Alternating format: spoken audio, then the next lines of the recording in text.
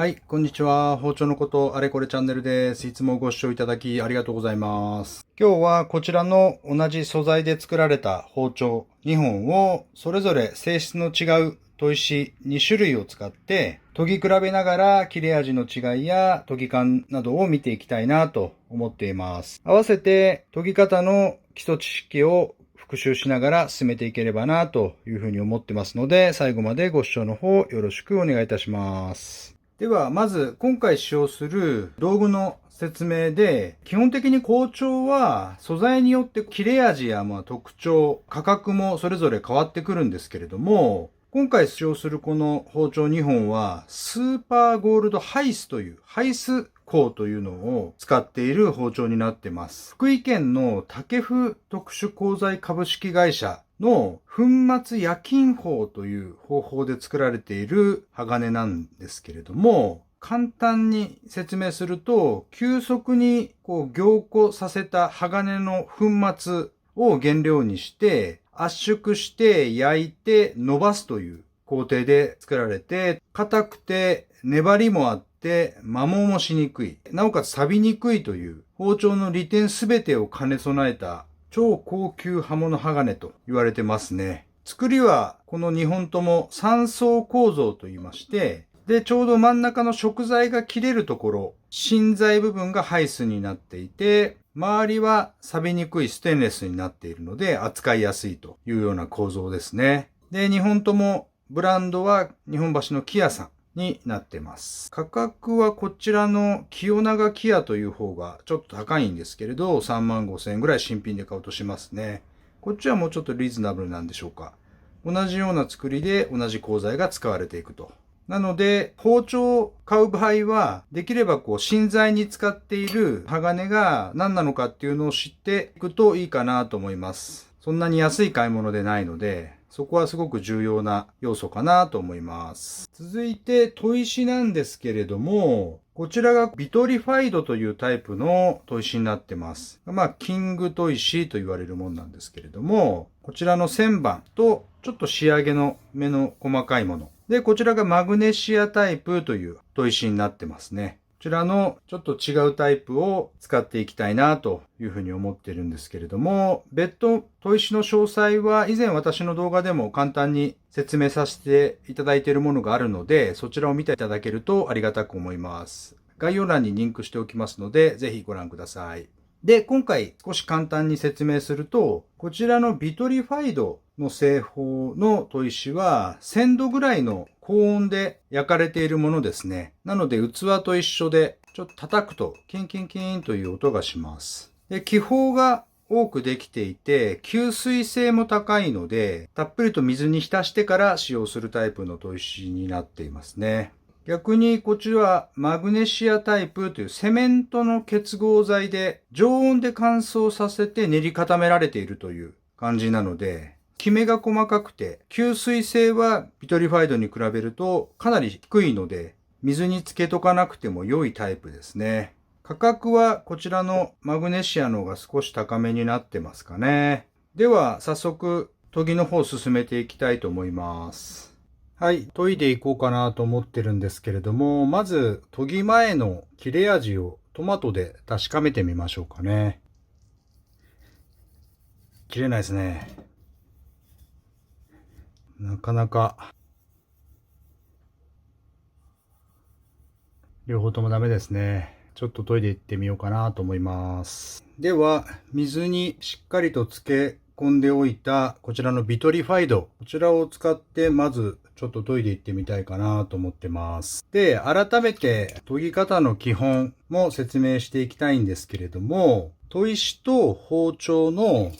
角度は45度ぐらいがいいですね。で、こちらの包丁は2本とも両刃ですので、こちらも左右両方研いでいくというふうな包丁になってます。で、包丁に当てる角度がすごく重要なんですけれども、目安としては一般的にここに10円玉を2枚置いて角度をつけたぐらいというふうに言われてるんですけれども、10度とか15度ぐらいになるんでしょうかね。で、刃先の方から刃元の方まで同じ角度で研いでいくんですけれども、若干ここの刃先だけこうぐーっとカーブしているので、ここだけ意図的に包丁をぐっとこっち側に上げてあげないと、同じような角度で設置しないと、そこだけ少しテクニックがいるんですけれども、研ぎ慣れてくれば問題ない作業かなと思います。で、全体的に均一に同じ回数研いでいくのがベストで、どこまで研げばいいのっていう風なことになってくると、目安としては、ずっとこっちを研いでいくと、向こう側にめくれてくるんですよね、刃がね。それを返りという風に言うんですけれども、その返りがしっかり出るまで研ぎ進めていきます。で、この返りがしっかり出ないと、最終的に鋭い刃がつきにくいので、とても重要なポイントになってますね。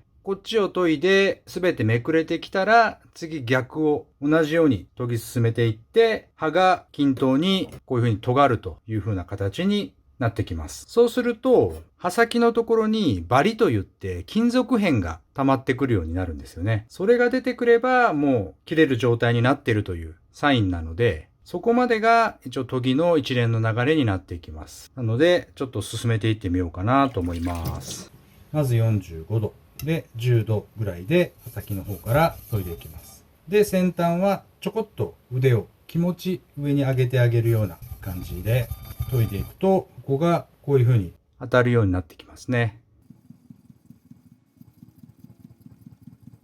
全く刃がついてない場合は、できれば、これ1000番の砥石なんですけど、もうちょっと粗い砥石で先に刃をつけてしまわないとなかなか刃がついていかないかなとは思うんですけれども、今回は1000番から始めてどんな感じか試してみたいと思います。今日使ってるこちらの包丁の芯材は先ほどもご説明したようにハイスなのでだいぶ硬いんですよね。なので研ぐのに苦労するかなという感じはあるんですけれども、まだ全然返りは出てないので、もうちょっと研ぎ進めが必要かなという感じです。ちょっと研ぎ進めてみます。やはり粉末ハイスは硬いので、砥石も結構削れてくる感じがあるので、まめに面直しをしていきながら研いでいった方がいいですね。こう面直ししながら、この角も尖ってきて危ないので、最後ちょっと面取りをしといてあげると、手がぶつかって切れる心配がないと。はい。少し返りも出てきてる感じがあるので、もう少し研いだら逆に移っていってみたいかなと思います。こんな感じですね。ビトリファイドはやっぱ気泡があるので、滑ってるんですけど、削れてるという感じはします。全体的にめくれ上がって引っかかるような感じができてきているので、こっち側でめくれたものをこっち側逆に研いで刃先を尖らしていくという感じですね。ここの角度がどうしても安定しないとうまく研げないので、ここはやっぱり経験してコツをつかんでいくしかないですかね。なかなか全体的に1回で研ぐのは難しいので、場所を3、4とかに分けながら同じような回数を研いで、最後全体的に慣らしてあげるような感じで研ぎ上げていくのが一番やりやすいんじゃないでしょうか。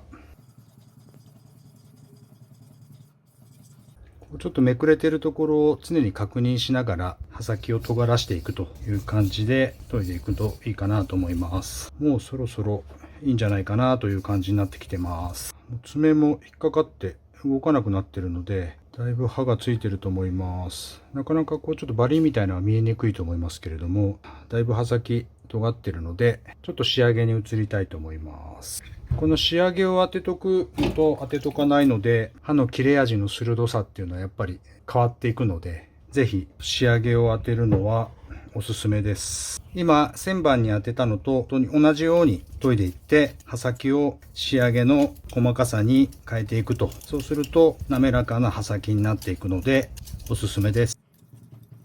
あんまり刃先が尖りすぎると割れたりするので気をつけながらなんですけれども、このハイスは硬いのでかけにくくもなってるかなと思います。通常の鋼に比べると。こちらのビトリファイドの砥石は皆さん研ぎ慣れてる感じはあるのかなと思います。どうですかね。だいぶ刃先光っていい感じじゃないでしょうか。ちょうど刃境というかうねうねうねとなっているところがハイスとステンレスの境目ですね。これでビトリファイドで研ぐ方は終了したいと思います。次、マグネシアの方で研ぎ比べていってみます。はい、こちらは水につけておく必要性がないので、さっと濡らして始めていきたいと思います。研ぎ感は言うほど変わんないですかね。表面のざらつきが若干違うかなっていう感じするんですけど、一般的にはこのマグネシアの方が少ないストロークで研げるという感じはするんですけど、鋼材の種類によってもやっぱり感じは変わるのかなと。これも刃境のところがなみなみになってますね。もうちょっと研ぎ進めてみます。はい、全体的に少し引っかかりができるようになったので、ちょっと逆も同じように研いでいこうかなと思います。砥石の減りは先ほどのビトリファイドの方が削れてるような気がします。ただこちらも多少は削れていくので、要所要所で面直しは必須ですね。包丁研ぎの。平均的に研げるようにちょっと状況を見ながら研いでいきます。どうしても人間癖があって同じようなところに力が入ったりするので注意しながら研いでいくようにします。はい、爪も引っかかって動かなくなってます。ではちょっと仕上げの方に移ろうかなと思います。こちらも刃の黒幕なんですけれども1500でしょうかね。ちょっとこれで軽く当てて仕上げます。水につけとかなくていいので本当に取り回しやすいですね。刃の黒幕は。なので人気がありますよね。頻繁に包丁を研ぐ方なんかは水につけとくとかっていう作業がいらないので、毎日砥石に当ててあげると常にいい状態でキープできるので、そんな使い方でこちらのマグネシアすごくいいんじゃないでしょうかね。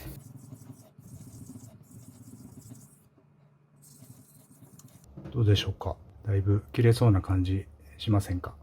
いい感じだと思うので、ちょっとこれで研ぎの方は終了して、それぞれ切れ味を確認してみたいと思います。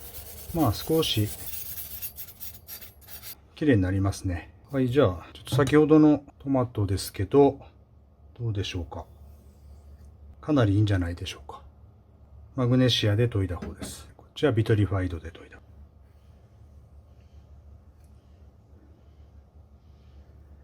かなりいいんじゃないでしょうか。先ほど全然切れなかったので、ちょっと柔らかいトマトなんですけど、スパッと切れますね。はい、こんな感じで切れるようになってます。はい、ということで、今回はビトリファイドの砥石とマグネシアの砥石で包丁を研ぎ比べてみるというふうなことで検証してみました。